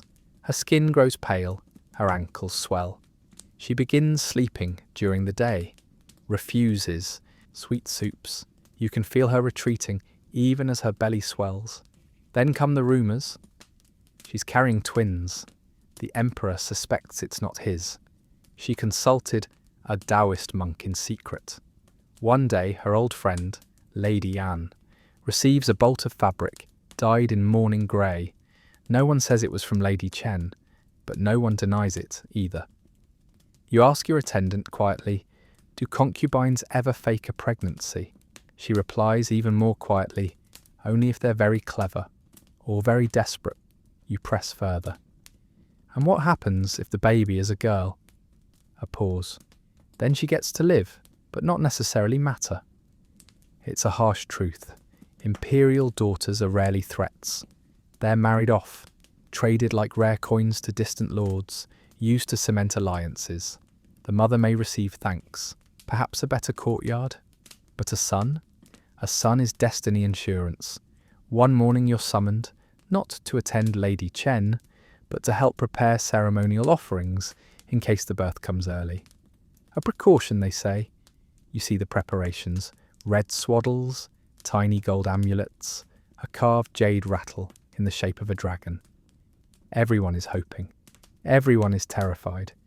Because if Lady Chen delivers safely, her rank will rise, her power will double, maybe more. The Emperor has no living sons yet. This could be the heir. But if she loses the child, then she becomes a cautionary tale. And there are methods to ensure such cautionary tales occur. You hear things, not just rumours, sounds. A maid caught whispering that Lady Chen's tonics smelled of bitter almond. A eunuch found hiding a scrap of shredded paper near the incense burners. A faint scream heard late at night, brushed off as a bad dream. You begin watching Lady Chen more closely. She smiles less. Her eyes flick too quickly from corner to corner. She winces when she stands. You can't help but wonder, is she frightened of losing the baby? Or is she frightened of surviving it? That's the cruel paradox. Pregnancy is supposed to be protection, but in the palace, it can become a prison. Some women hide it for as long as possible, terrified of the attention. Others flaunt it, hoping to race up the ranks before danger catches up. You once read a line of poetry: "To bloom too brightly is to invite the storm." Now you understand it. Lady Chen gives birth on a rainy night, surrounded by healers, candles, and enough superstitions to fill 3 scrolls. The baby is a girl. No one says it aloud, but you can feel the palace exhale, not in joy, but in relief. Lady Chen survives, but she does not rise. She is granted a brief title: Virtuous Mother of the Second Flower. Her child is taken to be raised by the Empress's attendants, per tradition. She returns to her old quarters, her belly flatter, her eyes emptier. And just like that, the palace resets, like nothing happened. You see her once more, months later. She walks alone, not shunned, but no longer watched. She is safe now. But safety, as you've learned, comes at a price. His name is Chung. At least that's what he tells you, but you know that's not his real name. Eunuchs rarely give those out. Names, after all, are power. And in a place like this, power is something everyone wraps tightly in silk and silence. He's older than you, maybe 40, maybe more. His face is smooth in that ageless way eunuchs often have. Like time passed around them, not through them. His voice is soft, his gaze always a few inches off centre, never quite meeting your eyes unless you invite it. And yet somehow, he sees everything. You first notice him when he refills your tea without being asked. Not unusual, but he does it at precisely the moment you need it. Not too early, not late. When you glance at him in mild surprise, he simply offers a faint smile and disappears into the rhythm of the room. After that, you start to see him everywhere. At morning assemblies, standing near the incense burner. In the garden pavilion, handing out scrolls. During banquets, lingering just behind the second consort's chair. Always present, always quiet. One day, after a poetry reading in the south courtyard, you pause near the koi pond. A breeze ruffles your sleeve. Chung steps forward, holding out a folded fan you didn't realise you'd dropped. "Careful, my lady," he murmurs. "The wind plays tricks." You thank him. He bows. The wind rarely whispers alone in this place, and walks away. You're still not sure if he was talking about the fan or the women. Eunuchs like Chung exist in a peculiar space within the palace hierarchy. Technically servants, yes, but unlike maids or guards, they move between worlds, trusted by the emperor, feared by the consorts, ignored by those foolish enough to forget how much information they carry. Historians still debate how much influence they wielded. Some claim they were mere errand runners. Others point to historical eunuchs like Wei Zhongxian or Liu Jin, whose power rivaled ministers, whose fall meant executions. You suspect the truth depends on the eunuch, and how well he listens. Cheng? He listens too well. But you begin to appreciate that about him. He never gossips, never flatters, never warns you outright. Instead, he offers guidance. One morning, you pass him near the Lotus Bridge. You pause, pretending to inspect a small crack in the railing. He murmurs without turning his head. Perhaps my lady might consider postponing her embroidery submission for another day. Some threads are better left loose. When the supervisor is tense, you take his advice. The next morning, the embroidery supervisor is demoted after an argument with the Empress's steward. You are quietly thanked for your patience in resubmitting. Cheng, of course, never mentions it. He simply appears at your tea ceremony 3 days later with a fresh set of brushes for your calligraphy. You seem the type, he says, who prefers clean lines over rushed endings. You begin trusting him, not foolishly, not completely, but enough. You don't tell him secrets, you don't ask him questions. You simply observe each other. Over time, he becomes your quiet anchor in a sea of performance. He knows which cooks to avoid when the kitchen staff rotates, which eunuchs report directly to the inner court supervisor, which pavilions are more likely to accidentally misplace sealed scrolls. He's not omniscient, but he's close. One evening, as lanterns are being lit for the festival of double brightness, you catch him watching a pair of young eunuchs bicker over a dropped bowl. His expression doesn't change, but you see something in his posture, a flicker of fatigue, or maybe regret, and you realise something else. He's trapped too. People forget that eunuchs are prisoners, just like concubines. Different cells, same lock. Most were brought here as children, castrated before they understood the cost. Some were sold, others offered as tribute by poor families. Their bodies altered, their futures sealed. No children, no legacy, no escape.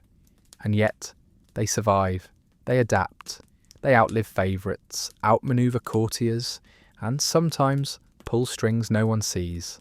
Chung never speaks of his past, but one night, after a storm floods the courtyard paths, he brings you a dry robe and quietly says, "Rain doesn't change the stone, just reminds us where it's cracked." You keep that phrase, write it down, hide it inside your lacquer box of secrets. One day, you ask him why he chose to serve in your wing. He offers a gentle shrug. "I find quiet gardens preferable to noisy thrones." He doesn't need to explain further. The next time you receive a gift from a higher-ranked consort, a sachet of blessed herbs, Chung subtly shakes his head before you open it. You burn it that night, just to be safe. He never confirms your suspicion. He doesn't have to. You've come to understand his language now. It's all shadows and suggestions. Never explicit, always layered. Sometimes you wonder, if he hadn't been made a eunuch, what would he have become? A court official? A philosopher? A poet? You don't ask, you don't dare. But you begin to rely on him more.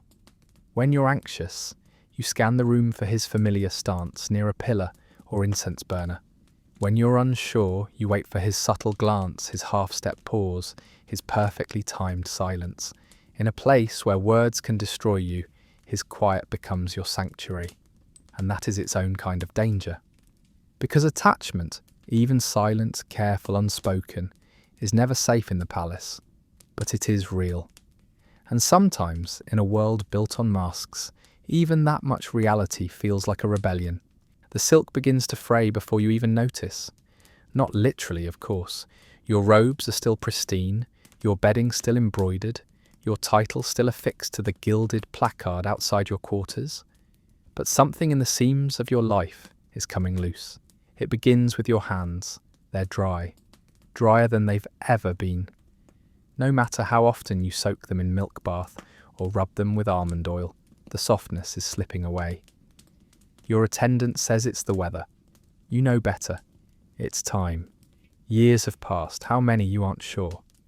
The palace doesn't count years the way normal people do. It counts summons, festivals, births and banishments. And you're starting to be left out of most of them. You still attend the spring garden viewing, but now you're seated 2 rows back. You still receive lanterns for the ghost festival, but they're plain now. No inscriptions, no silk tassels. The couriers smile at you with polite sympathy. You haven't seen the Emperor in, well, it's best not to count. And for the first time in a long time, no one is pretending you'll be summoned again.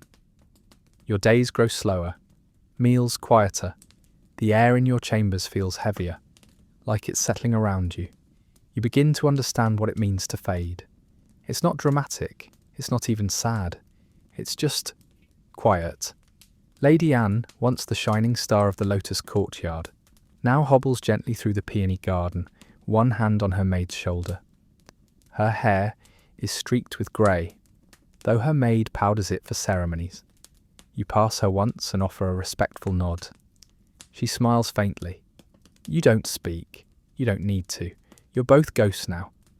The younger concubines move past you with fresh lipstick, elaborate buns, and that hopeful, tight-chested posture you once knew so well.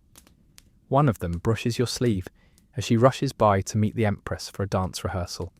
She doesn't apologise. You say nothing, because this is the natural order.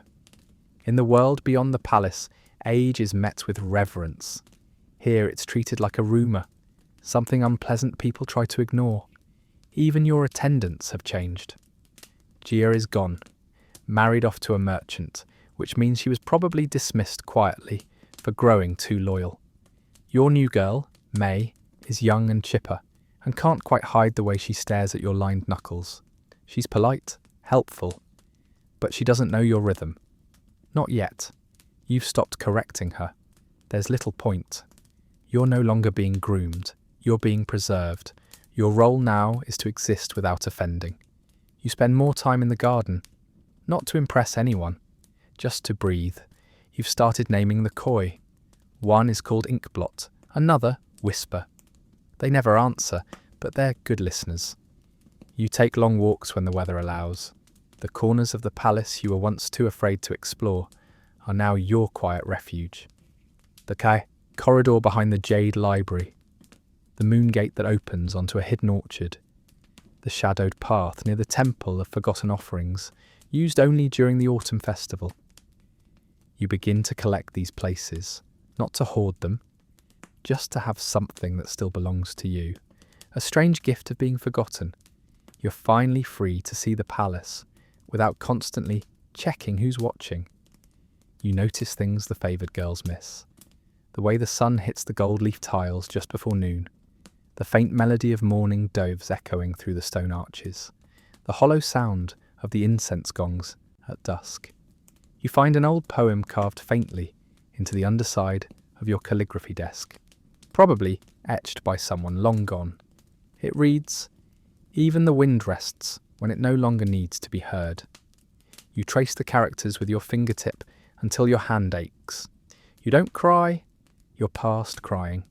There's comfort in this stage too. You're no longer expected to perform, no longer trapped in the exhausting theatre of self-promotion. You're not summoned, you're not watched, which means, paradoxically, you're safe. No more threats, no more alliances to navigate, no more pretending to be something sharpened and sugar-coated at once. You begin to grow back into yourself. Remember that girl from the village? The one who liked to chase chickens and hated embroidery? She's still in there. You start writing again. Not court poetry, not elegant verses designed to charm. You write clumsy, honest things. A memory of your brother's laugh, the smell of river water in midsummer, the story of your mother teaching you how to peel light cheese without bursting the skin. You write and hide the pages behind your bed panel. And sometimes when the younger girls pass your courtyard laughing, you smile, not out of bitterness, but because you understand. They are not your rivals anymore. They are you once, and soon they too will fade. One evening, you receive a gift from Chung. He still works in your wing, though you rarely see him now. It's a small wooden box containing a carved stone ink pot. On the underside, a message: all flames become embers, but embers warm longer. You clutch it in both hands and sit with it for a long time. You are not a flame anymore, but you are still warm. You've never seen so much gold in one place. Every surface in the great banquet hall gleams. Lacquered tables, jade inlays, candelabras shaped like phoenixes mid-flight. The air smells of roasted duck and peach blossoms, though underneath it all, there's always a trace of sandalwood and powdered nerves. It's time for the Spring Festival Feast, one of the grandest events on the palace calendar. Everyone attends: concubines, courtiers, princes, ministers, and of course the Emperor, seated beneath a canopy of woven pearls, flanked by silence and power. You're seated, predictably, far from the dais. Your title still holds weight, but not enough to warrant a prime spot. That privilege belongs to Lady Rui, newly elevated and glowing with the confidence of someone recently favoured. Her robe is seafoam green, embroidered with silver cranes, and her voice, light and high, carries more than it should across the polished floor. You sip your tea. She laughs too loudly. You raise a brow. Palace etiquette dictates that everyone appear festive, composed, and blissfully unaware that any of this is performance. But you know better. Banquets are not about food, or music, or even celebration. They're about watching, and being watched. The orchestra plucks at their instruments. Delicate notes from flutes and zithers rise and fall like petals on a breeze. Dancers move in perfect unison, sleeves swirling, smiles painted, eyes empty. It's beautiful, yes, but hollow. You used to love these feasts, the lanterns, the music, the carefully crafted menus, the sheer spectacle of it all. But now, you see the seams in the stage, the forced laughter, the subtle glances, the way some women sip but don't swallow, smile but don't blink. You've learned that joy is rationed here. Too much, and you seem naive. Too little, and you're accused of brooding. So you smile just enough, laugh just enough, sip slowly, watch carefully. Historians often marvel at the opulence of imperial feasts, how roast pig was served with carved lotus roots, how fish was dyed with powdered gold, how desserts were shaped like peonies and served on lacquered trays. But what they often overlook is how none of it tasted like anything when eaten through the filter of anxiety. You pick at a dumpling. You barely taste it. From across the table, Lady Xiang catches your eye. She raises her cup in a tiny gesture. A month ago, she wouldn't have looked twice at you. Now that you're no longer competition, you're safe to be seen. You nod in return. The night stretches. A eunuch recites couplets, pausing with theatrical precision between each one. The Empress smiles, lips barely parting. The Emperor, distant, unreadable, offers a single nod, and it's as if someone just rang a silent bell. Immediately, the rhythm of the room shifts. Lady Rui leans forward, her laughter sharpening. Several others echo her tone. Someone begins a song. Another follows with a clumsy poem. It becomes a performance of spontaneity, and yet it is anything but. No one speaks of politics, or childbirth, or the girl who disappeared from the Western Wing last week. Instead, they perform joy. You, however, perform patience. You talk softly to the girl seated beside you, a concubine so young her hands still shake when she touches her cup. She thanks you for helping her choose a robe earlier in the week. You nod, wave it off. You remember when you were her. She doesn't know yet that she's sitting next to someone with no more ambition left to spend. Or maybe that's why she feels safe next to you. During the dessert course, sugar-melted plums served with candied lotus, you excuse yourself. No one stops you. No one notices. You slip out into the side courtyard. It's quiet. The breeze carries the scent of osmanthus. The moon is a pale coin floating above the roofs. You sit alone on the stone bench and let yourself not smile for the first time in hours. And then footsteps, not loud, not cautious, just present. You don't turn around. Chung stands behind you. You feel him before you see him. You missed the final toast, he says softly. I doubt anyone noticed. He's quiet a moment. You used to drink first, you shrug. I used to believe the wine mattered. He chuckles once, soft and real, then sits, careful to keep a respectful distance. You both stare at the moon. You know, he says, banquets are like paper lanterns. Bright, fragile, and full of hot air, he gives a short, amused exhale. Exactly. You sit together like that for a while. The sounds of the feast continue behind you, muffled by stone and distance. They feel far away now, not irrelevant, but no longer urgent. You think of all the banquets you've attended, all the flavours you faked delight in, all the poems you recited, all the laughter you forced, and you realise this is the first one where you truly feel full. Not because of food, but because you chose when to leave. Later you return to your chambers. You remove your robe slowly, fold it neatly. May is asleep already, curled on a mat near the corner.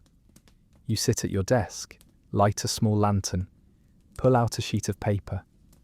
You begin to write, "Tonight I laughed once and meant it." You fold the page, slide it into your hidden box. One more memory, pressed like a petal between paper. You climb into bed and sleep deeply. You never meant for it to happen. Not here. Not in this place of stone walls and starched smiles where even laughter is rationed and eye contact can be weaponized. Love, if you can even call it that, was never part of the plan, or even the daydream. But there it is. It begins, like most dangerous things, in secret. The Palace of Eternal Harmony needs new floral scrolls. You, being one of the less active concubines these days, are asked to assist with the selection. Nothing glamorous, just choosing which petals look best in ink, and what shade of blue doesn't offend the Empress's seasonal preferences. And that's when you meet him. Not a guard, not a courtier, just a junior archivist from the scroll vault, barely older than you were when you arrived. His name is Shen. Quiet, unassuming, wears his robes like he's not used to them, smiles with only half his face like the other half is still watching the door. The first time, you barely speak. He hands you a bundle of scrolls, nods politely, and bows. The second time, he lingers. Not long. Just enough for you to notice that his hands are ink-stained, that he smells faintly of sandalwood and rice paper, that he has a scar on his right cheek, like someone once tried to erase him. He asks if you write. You say no, you lie. A week later, there's a new scroll tucked beneath your usual delivery. Not labelled, not catalogued. Inside is a poem, short, sparse, about winter rain tapping hollow bamboo. You read it twice, and then you burn it, because you're not a fool. But you also answer. You leave a pressed blossom tucked between the pages of your next requested scroll, deliberately subtle, meticulously deniable, one that only someone looking very closely would notice. The next scroll he sends contains no poem, just a single word written in the margin, noted. This becomes your new language.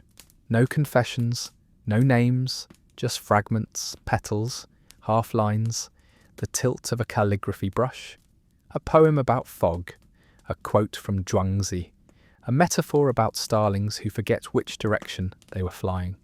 It's not love, but it's yours. Historians often romanticize forbidden relationships within the palace, but the truth is murky. Affairs were rare, risky, and punishable by death. And not a quiet death either. Public, exemplary, designed to scare the living into lifelong restraint. You know this, so does he.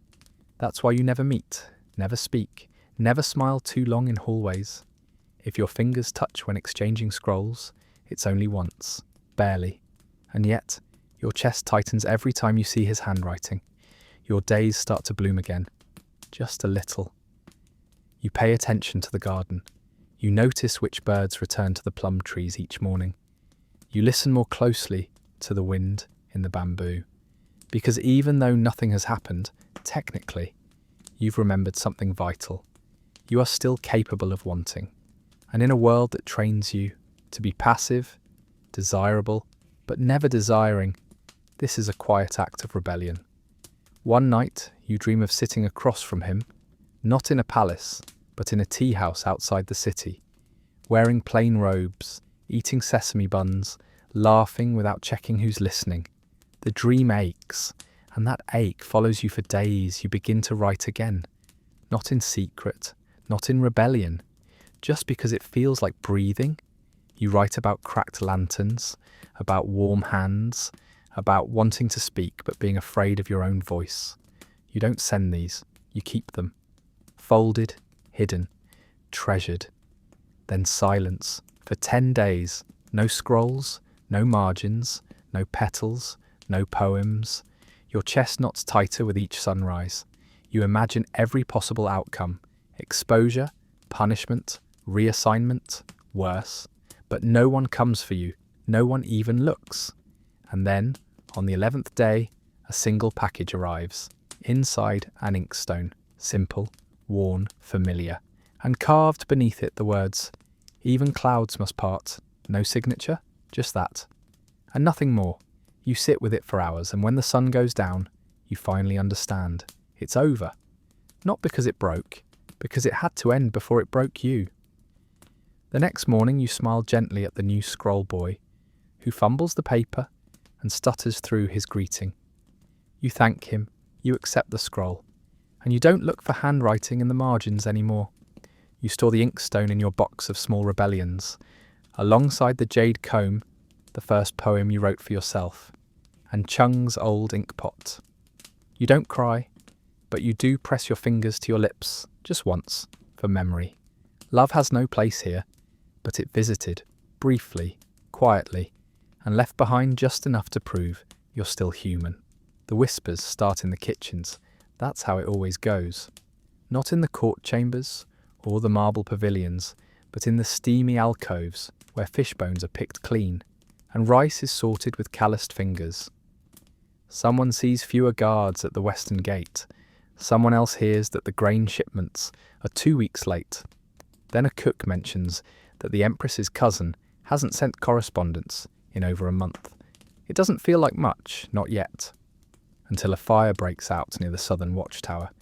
The official report calls it accidental, a lantern dropped by a careless servant. But you've lived in this palace long enough to know, nothing here is ever truly accidental. The fire is put out quickly, no one is hurt. But the next morning you notice 2 things. 1. The guards in your courtyard are new. 2. Chung is gone. Your attendant May pretends not to know anything. She just fusses with your robe ties and avoids your gaze. When you press her gently, she murmurs something about reassignments due to security reviews. You feel it in your chest, like a hollow echo. Not fear, not yet, but something's coming. That night, the wind changes. You're not being poetic. It actually changes, carries the scent of wood smoke and panic. Somewhere beyond the inner walls, voices rise, unfamiliar and fast, in a language not spoken within these walls. You're kept indoors the next day. Everyone is. The official reason? A ceremonial fasting period in honour of an ancient ancestor. No one believes it. Your meals come late. Your letters are inspected. And now you see more birds than usual. Couriers, fluttering over the palace roofs, flying north, south, east, never west, because the west is burning. Rumours begin to take shape. The Emperor's cousin was ambushed en route to the capital. Bandits, they say. Rebels, others whisper. Another day and someone slips a note beneath your teacup. One word, uprising. You pretend not to see it. Historically, palace women were often the last to be told of rebellions. The outer court kept secrets, locked tight. But history also records that when dynasties began to crack, those cracks echoed in the harem. Food grows blander, deliveries slow. Eunuchs stop smiling. You attend a mandatory poetry recital in the Hall of Luminous Clouds. Everyone pretends it's normal, but no one listens. The Empress sits rigid, a stone lotus in the centre of a lake of trembling water. Even Lady Rui, previously obnoxiously vibrant, now looks pale, her fingers clutching her silk fan like a lifeline. That night, you lie awake and try to remember how many dynasties have ended inside walls like these. You can't. You remember your father's voice instead, telling stories about how the Tang fell, how the last empress hanged herself in her tower, how eunuchs were dragged through the streets by angry mobs. You remember not believing him. And now you believe everything. Over the next few days, the palace tightens. No more garden walks, no more tea deliveries, no more music at dusk. Everyone is waiting, breath held, for something to break. And then it does. Not with a shout, not with fire, with silence. No drums, no announcements, just the absence of sound, like a curtain being lowered slowly. Your door is barred from the outside. May does not return with your morning bath water. Your lunch doesn't come. You knock once, lightly, no answer. You are not alone, yet you feel the loneliest you have in years. Because now you know, the dynasty is falling. You don't know how or when or who will rise in its place, but this world, the world of peony festivals and embroidered fans and midnight scrolls, is crumbling like damp parchment. And you're just another name in a registry, another silk robe waiting for moths. You sit on the floor and think about the path that brought you here. The village girl, the emperor's companion, the political pawn, the poet, the invisible woman, all of them, still you. A memory surfaces, the story of a concubine who, during a rebellion, disguised herself as a servant and escaped through the laundry tunnels. No one knows what happened to her. She vanished into history. You wonder if it's true. You wonder if it matters. Because even if you survive, even if the new regime keeps the palace, keeps the robes, keeps the structure, you will not be the same. The palace has taken your youth, your name, your heart. And now, maybe, your future. But you refuse to let it take your voice. You rise, you retrieve your hidden box. You pull out the poems you've written over the years. The petals, the scroll fragments, Cheng's inkpot, Shen's last message, and you begin to write. Not to anyone, not for history. Just to say, I was here. I lived, I endured. The rebellion may take the roof above you, but it will not take the fire inside you. And if this is the end, you will not go quietly. You will go written. The Dowager Empress does not walk. She arrives. There's no other word for it. She enters the hall of ancestral reflection, like a storm made of silk and iron. Her procession, a whispering cloud of fan-bearers, secretaries, and eunuchs, who all move as though she might snap their necks with a glance, which, rumour has it, she once nearly did. It's your first time seeing her this close. She's smaller than you imagined. Older, yes, but not frail. She holds herself like a knife wrapped in brocade, sharp, contained, polished. Her hair is coiled into a crown of obsidian pins, her robe darker than midnight, embroidered with a single golden phoenix. No jewellery, no perfume. Power doesn't need decoration. She was Empress once, 3 emperors ago. Now she is more than Empress. She is Dowager, matriarch, shadow monarch, legend. You rise and bow so low your knees ache. When you look up, she's already seated. This audience, as they call it, is unannounced, unexpected, unnerving. You are summoned with no context, no agenda, no warning. That's how she operates. 2 other women kneel beside you, Lady Ming and Lady Anne. Neither of them speak. Their eyes are fixed just below the Dowager's throne, the way you look at a fire when you're too close to run but too cold to leave. The Dowager Empress rests one hand on the arm of her chair. You've all been quiet, she says. The silence that follows is not permission to speak. It's a challenge, so you say nothing. She smiles, faintly, like someone remembering an old war they won. Good. She begins asking questions, not about the Emperor, not about the rebellion, but about you, your routines, your connections, your observations. Which eunuchs have grown lazy? Which concubines no longer rise at dawn? Which girls cry too easily? The questions are daggers. You answer with precision, not too quickly, not too vaguely. Each reply a measured stone in the mosaic of whatever scheme she's assembling. She is testing you, and you're not the only one. Historians describe Empress Dowagers as regents or ceremonial figures, but the reality was often far more intricate. Some wielded enormous political power, especially in times of instability. The palace may have no king, but it always has a queen. This one? She's ruled from behind veils for decades, outlived lovers, rivals, and 2 emperors. She once forced a general to kneel in the snow for 3 nights after he questioned her judgment. She once had a favourite servant exiled for speaking her true name aloud. She plays the long game. And now, with the empire's future crumbling beyond the palace gates, she is choosing her pieces. You realise this conversation is not a courtesy. It's a draft. She's building a new order, maybe temporary, maybe not. She asks you about the Empress. You reply carefully, respectfully, truthfully, selectively. She asks what you would do if given a court title. You blink, say nothing. She smiles again. Caution, an admirable thing in a crumbling house. After an hour, maybe less, maybe more, she waves you away with the flick of 2 fingers. You rise, bow, step back without turning your back on her. You feel the weight of her gaze follow you all the way down the corridor. Back in your quarters, May is breathless. She summoned you, she whispers. All 3 of you? What does it mean? You sit slowly, suddenly aware of the way your heart is beating. I don't know. You lie.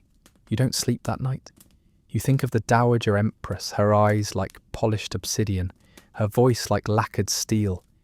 You think of what kind of woman it takes to survive this long. Through wars, through courts, through generations of shifting power. And you begin to wonder, Could that be you? Not the same path, perhaps. You will never hold that kind of iron in your hand. But you now understand the terrain, the language of silence, the weapon of restraint, the art of knowing more than you show. And most dangerously, you now understand how not to disappear. The next morning, you begin practicing calligraphy again. Not for art, for posture, for discipline. You write the same character over and over. Stillness. Because stillness is not passivity. It is control. Later that day, you're invited to assist with preparations for the winter blessing ceremony, a task that only goes to women seen as politically neutral and mentally sound. You are not being ignored. You are being measured. You do not send any messages. You do not call in favours. You simply wait. And in the waiting, you begin to change. You are no longer the girl who blushed when asked to bow. You are no longer the favourite. You are no longer the fading flower. You are something rarer. You are someone who understands how the wind moves before the flags ripple. That's how the Dowager rules. That's how you survive what comes next. It's early evening when the eunuch arrives, carrying the lacquered scroll case you haven't seen in years. He bows without expression and delivers a simple message. The Emperor requests your presence tonight. You don't react, not outwardly, but inside your pulse stutters like a broken fan wheel. It's been, what? 3 years, maybe more. The memory of your last summoning has grown thin around the edges, distant, almost mythical. You've built a life since then that no longer orbited around that gilded centre. You'd found peace in invisibility, and now the orbit resumes. You prepare slowly, not with urgency, not with glee, but with a measured, quiet discipline that comes only from experience. No flourishes, no overreach. This is not a night for daring. It's a night for precision.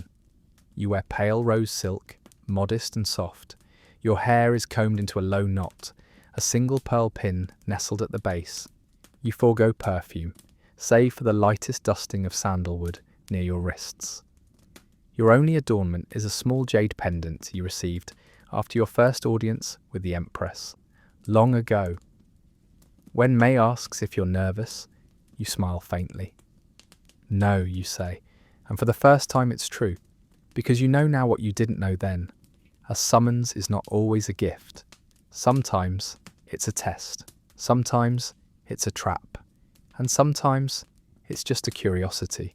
You are led through the familiar maze of corridors, past the plum gardens, past the night lantern gate, and finally through the narrow path that leads to the Emperor's private quarters. The halls are quieter than you remember. Fewer guards, fewer attendants. The rebellion hasn't breached the walls, but it has shrunk them. Inside the receiving chamber, you kneel. There's no ceremony, no music, just candlelight and the soft rustle of robes. He sits before you, not on a throne, not elevated, just on a wide chair of sandalwood, legs draped lazily to the side. He looks older, tired, but still unmistakably him. You lower your eyes. It has been a long time, he says. You bow your head. This servant is honoured by your Majesty's memory. He exhales as if amused or irritated. It's hard to tell. You still speak like a court scroll, he mutters. You say nothing. He rises, paces once. The silence between you stretches. Not cold, not warm, just unfamiliar. I remember your poem, he says suddenly. The one about wind chimes. Your heart skips. You didn't think he remembered anything.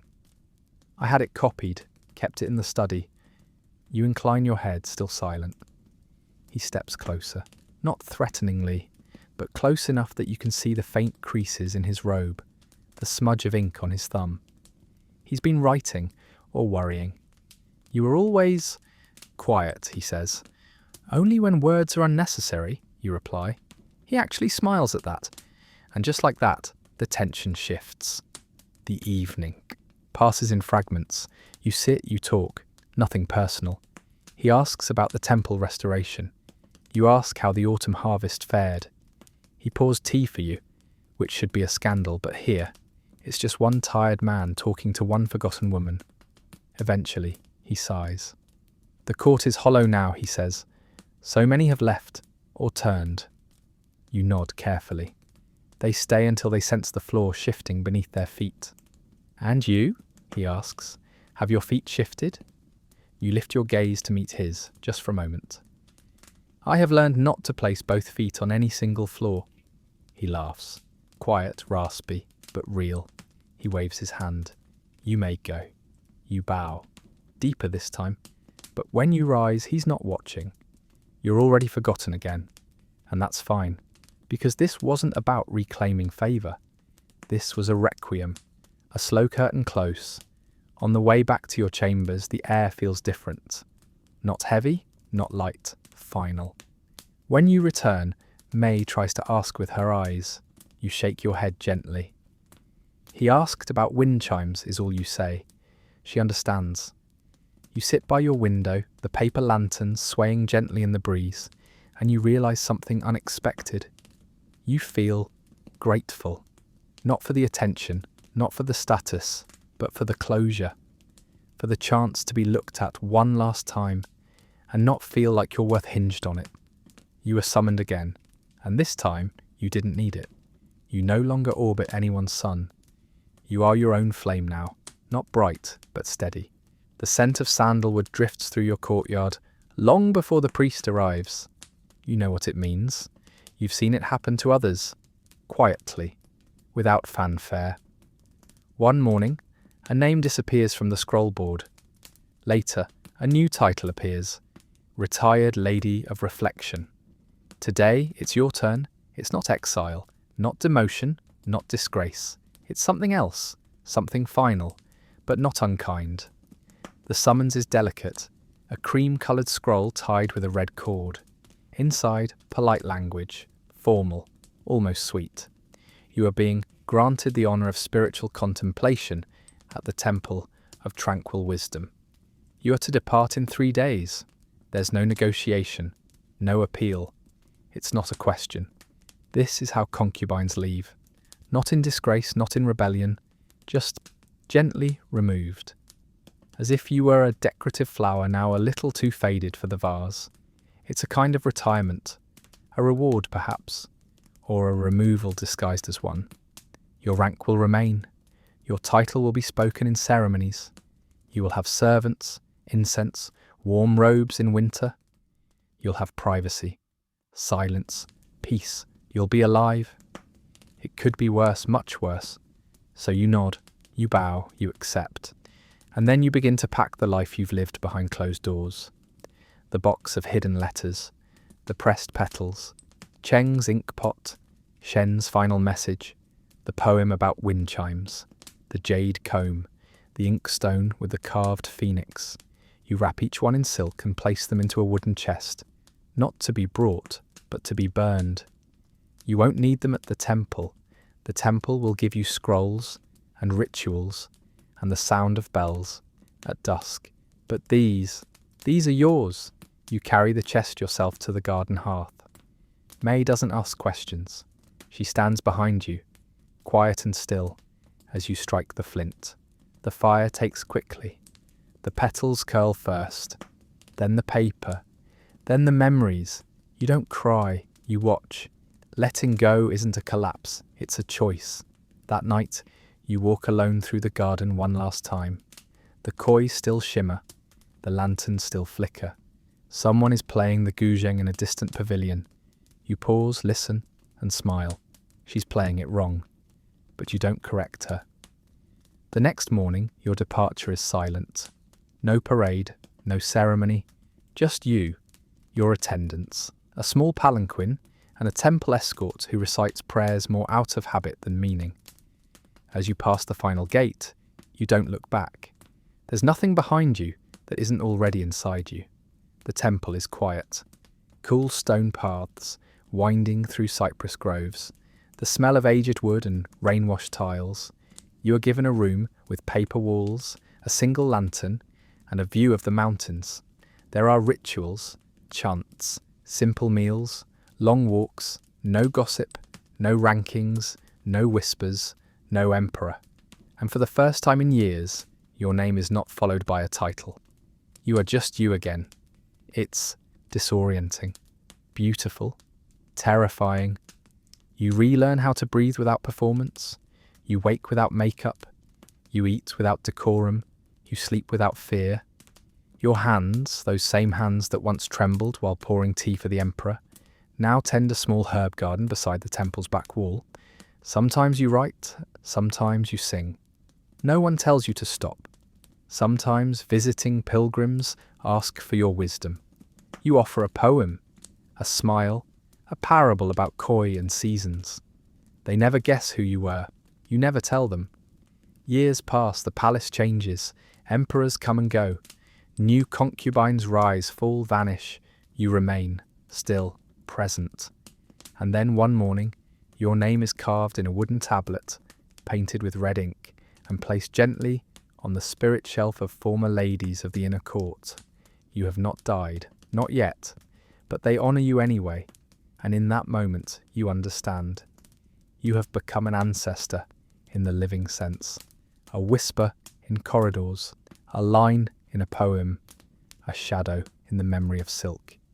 Your story is ending, not in fire, not in blood, but in stillness. Now let's let it fade. The incense has long since burned to a curl of ash. The garden is still, the paper lanterns gently swaying with the breath of the mountain wind. You sit beneath the cypress tree, the same one that grew a little taller each year, and watch the last rays of sunlight slip across the temple's stone walls like they're in no hurry to leave. You're older now.